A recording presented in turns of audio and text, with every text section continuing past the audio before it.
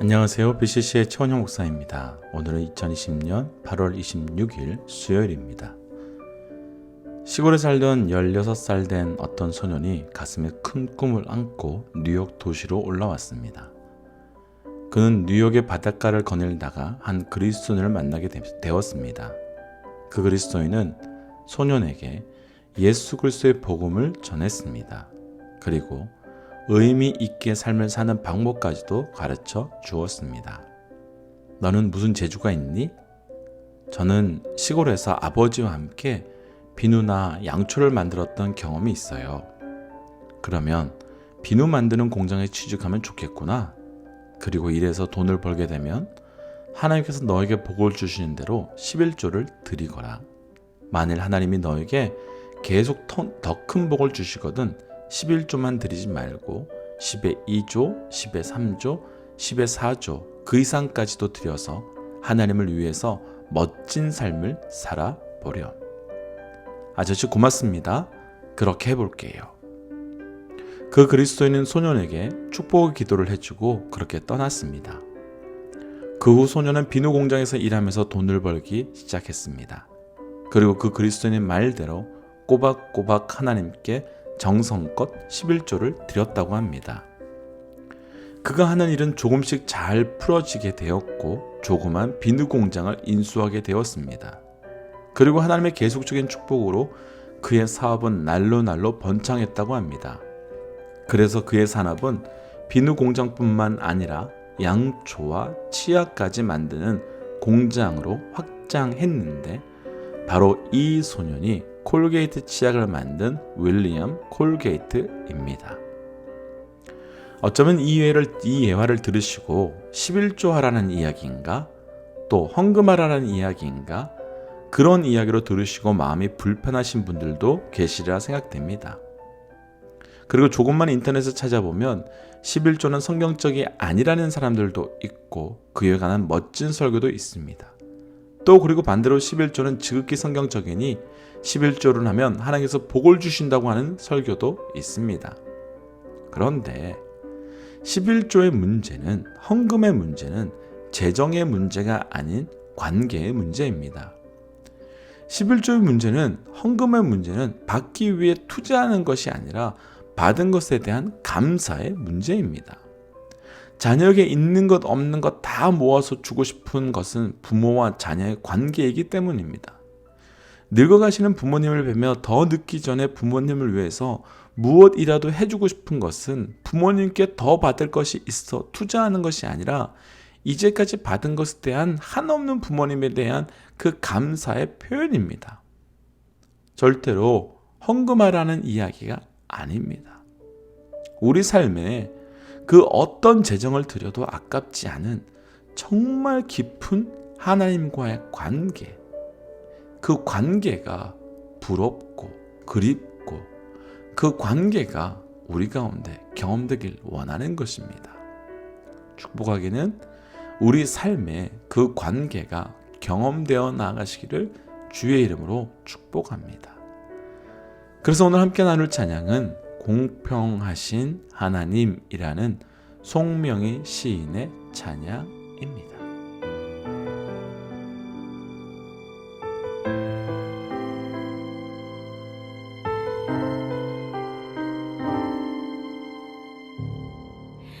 나 가진 재물 없으나 나 남이 가진 지식 없으나 나 남에게 있는 건강 있지 않으나 나 남이 없는 것 있으니 나 가진 재물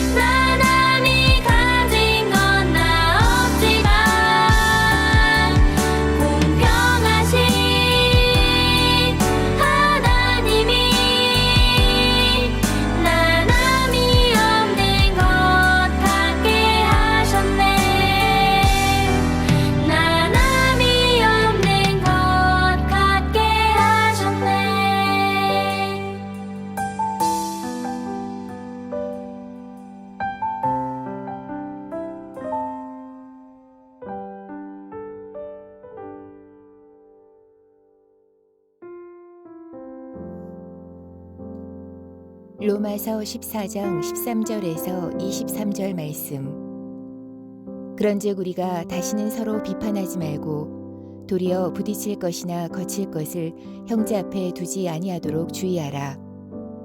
내가 주 예수 안에서 알고 확신하노니 무엇이든지 스스로 속된 것이 없으되 다만 속되게 여기는 그 사람에게는 속되니라.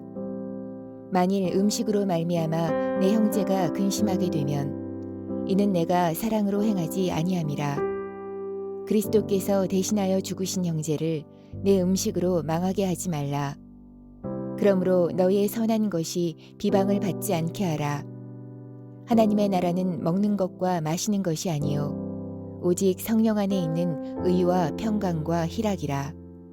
이로써 그리스도를 섬기는 자는 하나님을 기쁘시게 하며 사람에게도 칭찬을 받느니라. 그러므로 우리가 화평의 일과 서로 덕을 세우는 일을 힘쓰나니 음식으로 말미암아 하나님의 사업을 무너지게 하지 말라. 만물이 다 깨끗하되 거리낌으로 먹는 사람에게는 악한 것이라. 고기도 먹지 아니하고 포도주도 마시지 아니하고 무엇이든지 내 형제로 거리끼게 하는 일을 아니함이 아름다우니라. 내게 있는 믿음을 하나님 앞에서 스스로 가지고 있으라. 자기가 옳다 하는 바로 자기를 정죄하지 아니하는 자는 복이 있도다. 의심하고 먹는 자는 정죄되었나니 이는 믿음을 따라하지 아니하였기 때문이라. 믿음을 따라하지 아니하는 것은 다 죄니라. 아멘.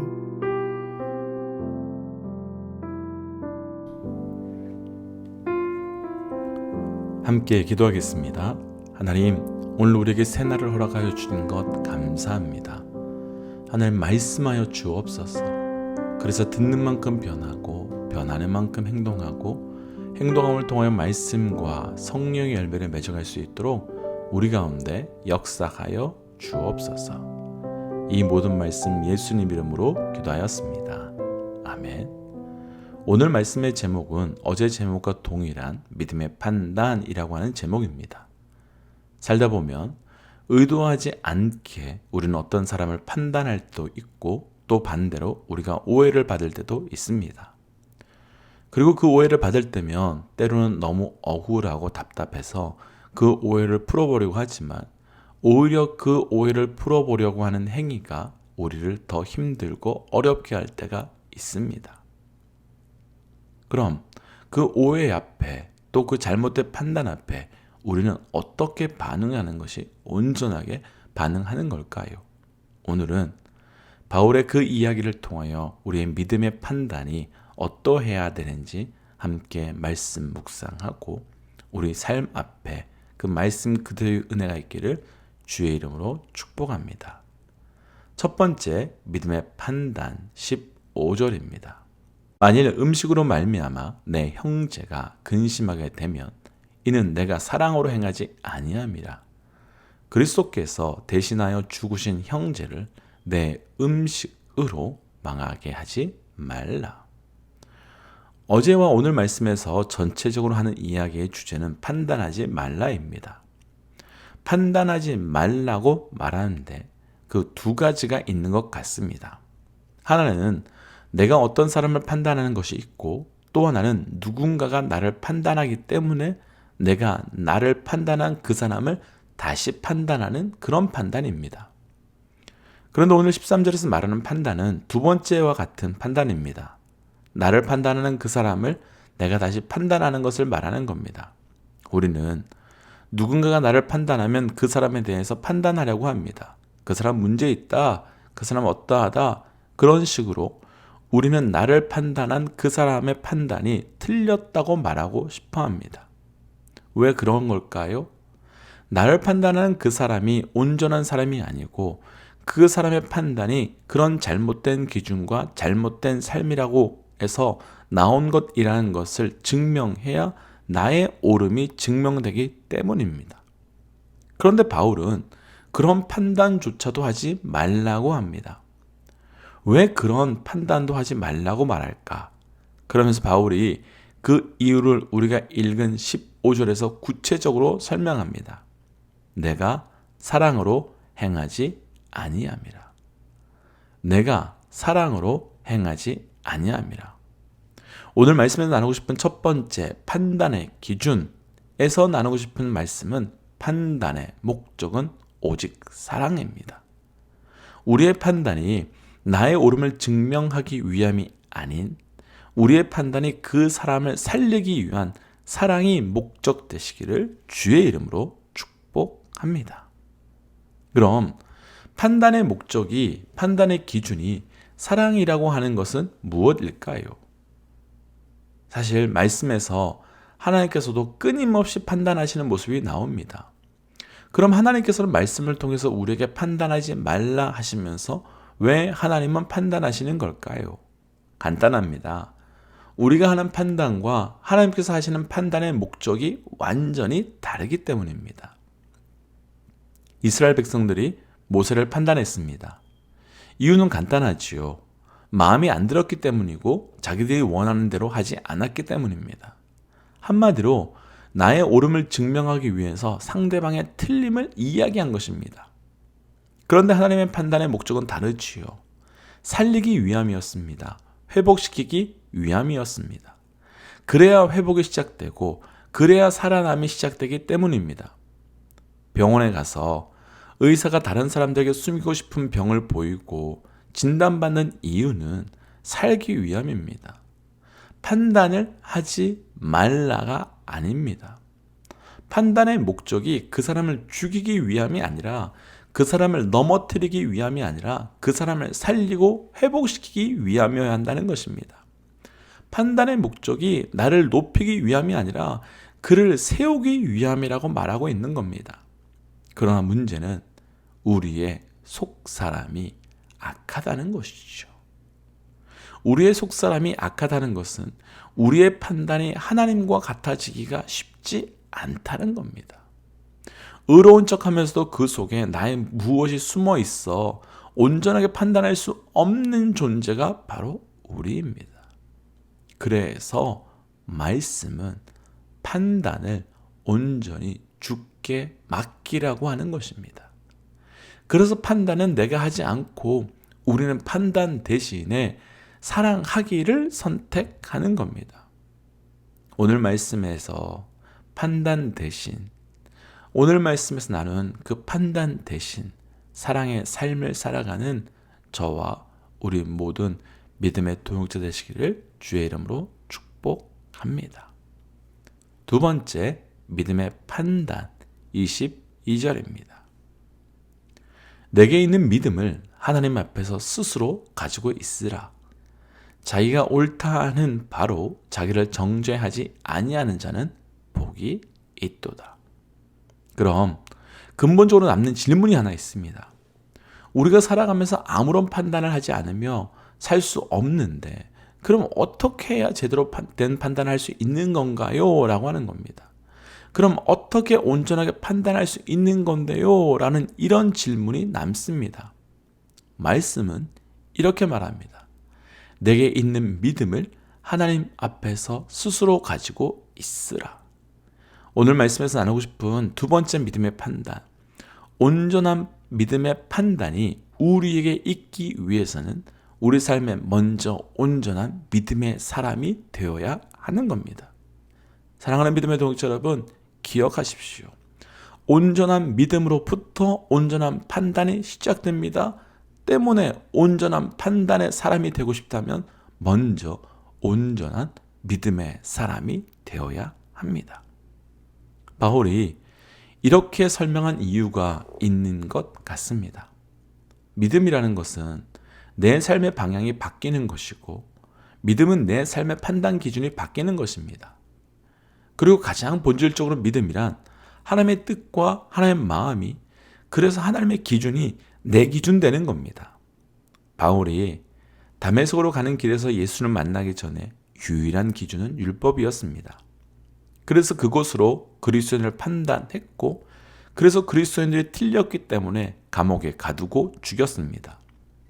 그런데 그가 예수님 만난 이후에 이전의 모든 것을 배설물과 같이 여겼다고 합니다. 그러면서 내 안에 가장 귀한 것은 주님을 아는 것, 그리고 주님이라고 고백합니다. 그리고 가장 심각한 것은 자신이 얼마 전까지 그렇게 틀렸다고 판단한 사람들처럼 살아가고 있다는 거고 말하고 있습니다. 그의 기준을 바뀐 것은 무엇 때문일까요? 왜 그의 삶의 방향이 바뀌었을까요? 온전한 믿음 때문이죠. 이전까지 율법만을 외쳤던 그가 온전한 믿음을 가지면서 온전한 판단과 온전한 기준을 가지게 된 것입니다. 온전한 믿음, 그것이 내 삶에 제대로 세워지기 전까지 우리에게는 온전한 판단의 기준이 세워질 수 없는 겁니다. 무엇이 온전하고 무엇이 불온전한 것인지 판단할 수 없는 겁니다. 그래서 바울이 더욱 구체적으로 23절에서 이렇게 말합니다. 믿음을 따라하지 아니하는 자는 죄니라. 믿음을 따라하지 않으면 죄랍니다. 그렇다고 모든 믿음이 다 믿음은 아니지요. 이 세상에는 잘못된 믿음의 대상에 대한 잘못된 믿음이 얼마나 많은지 우리는 잘 압니다. 잘못된 믿음을 가지고 있는 나에게 온전하게 판단했다고 말하면 그것 또한 안타까운 일입니다. 바울이 믿음을 따라하지 아니하는 자는 죄니라의 정확한 표현에서의 믿음은 바로 십자가의 보혈에 근거한 온전한 믿음입니다. 우리의 믿음이 온전한 믿음의 근거를 둔 온전한 판단의 기준으로 살아가는 믿음의 동역자들 되시기를 주의 이름으로 축복합니다. 함께 기도할까요? 하나님, 우리가 온전한 믿음의 사람이 되고 싶습니다.